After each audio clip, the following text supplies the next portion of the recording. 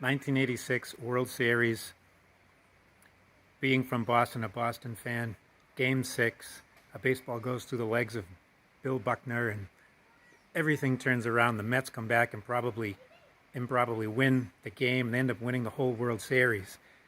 And now Bill Buckner, he really couldn't show his face in Boston for many years. His name is plastered up in the news that show that play over and over and over again in documentaries for the joy of some and the misery of others for many years. A sad time in Boston sports, great time in Mets history. Now, I only mentioned one name out of all of the players that played in that game. And of the Red Sox team that lost, there's the only guy that I mentioned. Now, why? Because I'm a fan.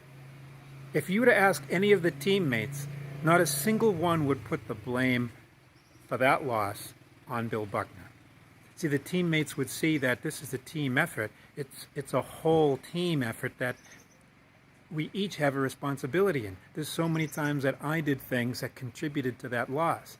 They're not just focused on the bad fruit that comes about, that tastes bad to everyone, but they know it's the whole tree. The whole tree has to examine itself in every part of it. It's the same thing with the only couple names that I know from the Buffalo Bills: Jim Kelly, Andre Reed, and Scott Norwood. I know his name. Why? Because he missed the kick, the last play of the game, the very end of the game, and so his name and his person gets all the blame and the focus. He becomes sort of the character, the face of the loss of the Buffalo Bills. But see, the teammates don't see it that way. The teammates recognize that, hey, it was a whole team effort, and we've all together had lost. So this is the difference between being a spectator and being a teammate in life. See, society, when we see crimes that happen, our tendency can be one of two ways. We can either say, hey, look, that person is a problem. That's the problem right there. We have to focus on that, and that's the problem. And we can pile on, or we can understand that, hey, you know what? This is a team loss. And we all have responsibility for us. It's time for each one of us to look in the mirror, because I'm a part of this team. Now, the idea of the piling on onto one person takes the brunt. This even goes back, from the faith side. It's the scapegoat. What is a scapegoat? Well, when the Israelite people had a once a year celebration, really was the New Year celebration, and they would take two goats, and one goat would basically be killed, and that would be a sign of the effect of all the bad that the people had done all the year. And the other goat would basically, they'd have this priest put all of the sins and the bad stuff that all the people had done on this one goat. And then that goat would be sent off out into the desert and never be seen again. And that was the scapegoat. So one goat is like the victim of all the people's bad stuff, and the other gets all the blame of all the bad stuff. So this is what can happen, is when in society we see this effect, something happens, there's a crime and a victim, we can start to take all, instead of looking at ourselves, we can start to say, hey, let's focus just on that, and that's the problem. And we don't notice that, hey, this is just a bad fruit of a whole tree, that the whole tree of society is sick. And in this we can be careful of, this is scapegoating.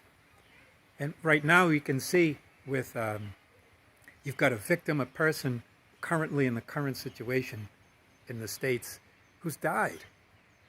And then you've got another person in a position of committing the crime.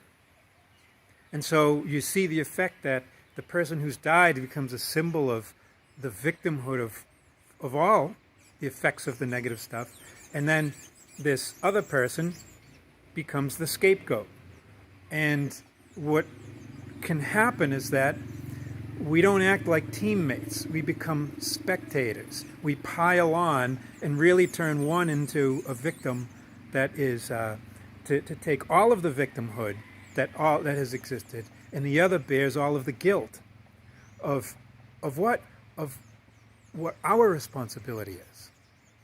See, the guilt, we put the guilt on that one person who committed the crime, but we don't see that this person who's lost their life, the justice for that person involves us looking at the whole tree. It's the whole tree that has responsibility for the death of this person. And it's not just this one person, in this instance, a police officer. And so we can start to turn this person and the police as a scapegoat for the victim that really is this crime that happens is a fruit of a tree, a bad fruit of a tree that is sick.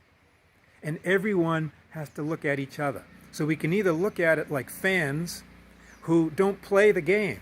We don't do, but we talk. So people who say and don't do, this is hypocrisy. So we can be hypocrites and put scapegoating on things and then say, hey, you got to join the team. Are you on this team or that team? Or we can all say we're all part of the team. That this person and that racism exists and that Black Americans have suffered in this sort of, because of this mountains and valleys and pecking order, we're all a part of it. That we all have to look at ourselves, and this is what teammates do when they're together. As you say, we all have a role to play. I'm going to start and I'm going to look at myself. And we all have to take a sincere look at ourselves, because the rotten fruit that you see happening is a sign of a tree that's not healthy. And we're all part of the tree. The roots, the trunk, the leaves, the branches, the blossoms, all the way up to the fruit. Now, scapegoating happens a lot with African American youth. You see, someone is caught for selling marijuana or using marijuana, and then their picture is plastered up on the news. And they become a scapegoat. So instead of looking inside, we project out. And instead of seeing that I'm part of the problem and there's something inside of me that contributes to the sickness, and we can get better if I look at myself and I can be a part of that like a teammate, then instead of doing that, we start to look at, hey, justice for that person has to pay a price. That crime is committed, and we come down. And that justice becomes a penalty on that one person. But we don't see that real justice is for us to pay too. Each one of us has a role. So we try to put all of the guilt on this one person because we don't look at ourselves. We don't see the whole tree. Now here's a tree. There's an orange tree here. Let me see if you can see. And look at the fruit. The fruit is good. Oops. All of these are good. I'm going to take one of these. This is an orange tree. All the orange trees around here are right in there sort of one of the cycles of bearing fruit. All the fruit is good. So when a tree is healthy and good, you can see all the fruit.